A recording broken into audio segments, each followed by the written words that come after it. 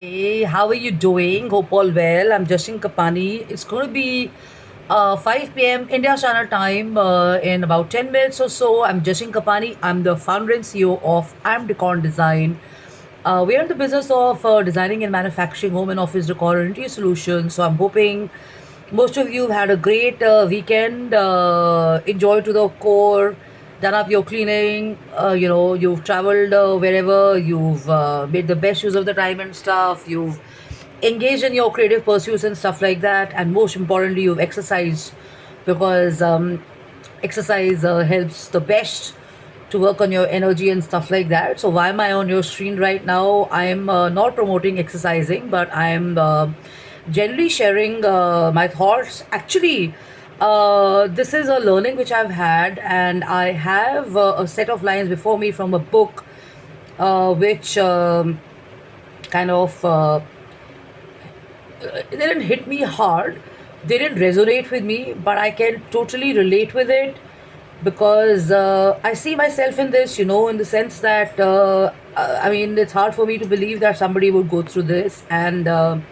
as I share this, I'm sure I'm going to be voicing out the thought process of a lot of people, what they go through and stuff in their personal and professional works and stuff, right from the time that they are in school to college to education to taking up an internship and to either working in the professional and the corporate world or whatever business entrepreneurship, designing architecture, media, environment, humanitarian work, or whatever. Okay, so this is called when the fear of others opinions holds you back. Okay, so I've been sharing actively on tidying up, how tidying up your home, tidying up your spaces, tidying up your desk, tidying up your computers, tidying up your phones, and most importantly, tidying up your brain. From all the chitter chatter of the world, you log in and you're kind of tuning into people's stuff, what you read online, you switch on TV and it's there and all that. So most important is to kind of tidy up your brain and organize that, because the more clarity you have, the more clearer you have, the more fresh you are, the more clearly you can think, and the more justice and solutions you can offer. There are already so many challenges and already so many issues and concerns which are discussed. So debating and discussing on, just the persistent problems doesn't help and stuff. So tidying up is the most important, which helps you because it can actually help you get in sync with joy. So joy is the most important. Do something which sparks joy. Most of the people who've lived through their careers I've been following over this week. I used to follow Mr. Warren Buffett, and I see that he reads about 20 books or newspapers and stuff, and he is so, well versed with what's going around the world and stuff, to a fact that he falls in the club of one of the most richest peoples and, an ideas person and stuff like that. So I'm sure he would have also been through this, which sort of us go through. I'm sharing this. I've been through this. I still go through this so many times and stuff. So it's not like challenges don't come your way, and it's not like you don't get criticism, or you don't get pulled down, or people don't talk negative about you. People don't discuss you behind the scene and stuff. If you're doing good work, you're any which way is discussed. If you don't do great work, you any which way is discussed. So the point is this, that.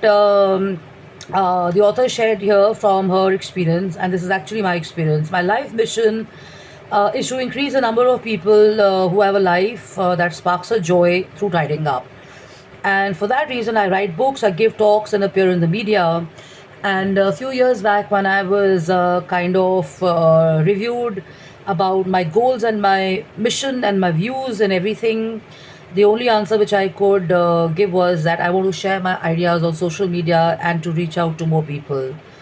But she says she was just so scared. She was not justified, thinking, because the perception and the perspectives, or let's use the word criticism of the world, would make her think 100 times before she would share anything, because she was scared of being judged by people and stuff.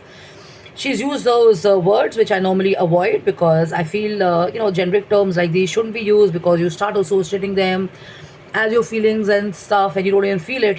So she says, I was worried that when I presented my thoughts and lifestyle on open forums, I might become the target of negative criticism or hatred.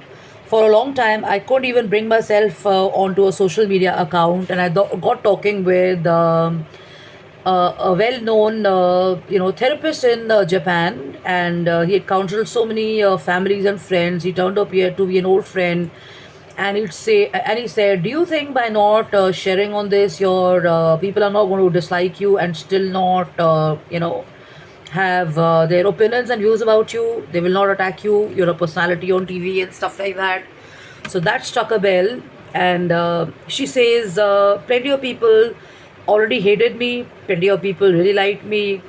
I already had that happening in my life and stuff, and I didn't have the courage to go on social media and do this, because I thought I'm going to be sorting out a lot of stuff. And I, trust me, believe me, I felt the same way so many times. There's a very dear friend of mine who's gone back um, from Africa, and he was joking about my likes and stuff. And I still remember he said, you go on sharing every day. Not too many people have likes on your social media. Not too many people comment on your page and stuff. So I thought about it, and I told him, I genuinely don't share because I want the world to watch me. I don't share because I want to get likes and stuff. I just share because I just want to share. There's so much within me that I want to talk, and sometimes people are not available, and I want to share. And I remember a chat with a relative of mine. She was like, "You write so well, you express so well and stuff. Why don't you do this in a diary?"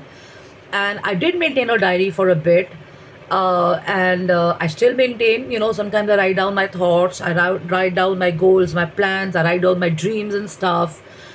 So all that, and when I started doing this, I remembered his thoughts, and I was like, why am I doing this? Am I doing this because I want to be appreciated? I was like, no, I don't want to do it. I want to do it because I want to share, and I want to kind of have, maybe I see so many people doing a YouTube thingy.